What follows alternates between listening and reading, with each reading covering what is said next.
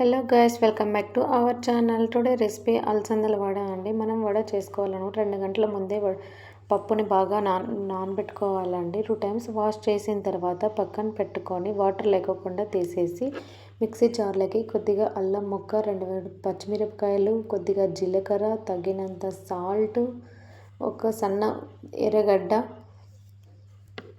వేసి దాంట్లోకి పప్పులు వేసి బాగా వాటర్ వేయకుండా మిక్సీ పట్టుకోవాలండి. ఇదండి బాగా ఇలా వస్తుంది. ఇలా వచ్చిన తర్వాత బాగా దాంట్లోకి సన్నగా తరిగి పెట్టుకున్న కర్రీ లీవ్స్, కరివేపాకు, సన్నగా తరుక్కున్న కొత్తిమీర,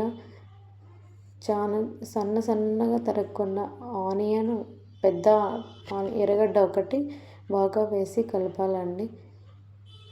సాల్ట్ ముందే వేసుకున్నాము. కొద్దిగా సోడా కలపాలి. మళ్ళీ సోడా వేసి బాగా మిక్స్ చేయాలండి. చాలా బాగుంటాయండి అలసంద వడలు. పచ్చి అలసందలు అంటేనే చాలా టేస్ట్ ఉంటాయి. బాగా కలిపిన తర్వాత ముందుగానే ఒక ప్యాన్ పెట్టుకొని ఆయిల్ హీట్ అయ్యాక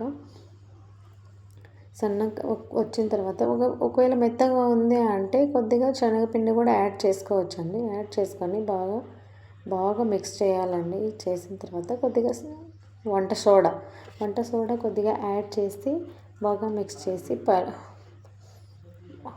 ప్యాన్ పెట్టుకొని ప్యాన్లో ఆయిల్ వేసి బాగా హీట్ అయ్యాక మనం వడ వేసినప్పుడు మీడియం ఫ్లేమ్లోనే వేసుకోవాలండి. హై ఫ్లేమ్లో వేసుకుంటే మాడిపోతుందండి.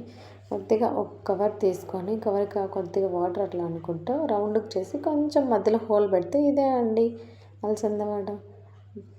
కొద్దిగా వేగిన తర్వాత 5 మినిట్స్కి మళ్ళీ పక్కకు పెట్టి ఇదే అండి సింపుల్ అండ్ టేస్టీ అలసంద వడ. మీకు ఈ వీడియో నచ్చినట్లయితే లైక్ చేసి, షేర్ చేసి, కామెంట్ చేయండి.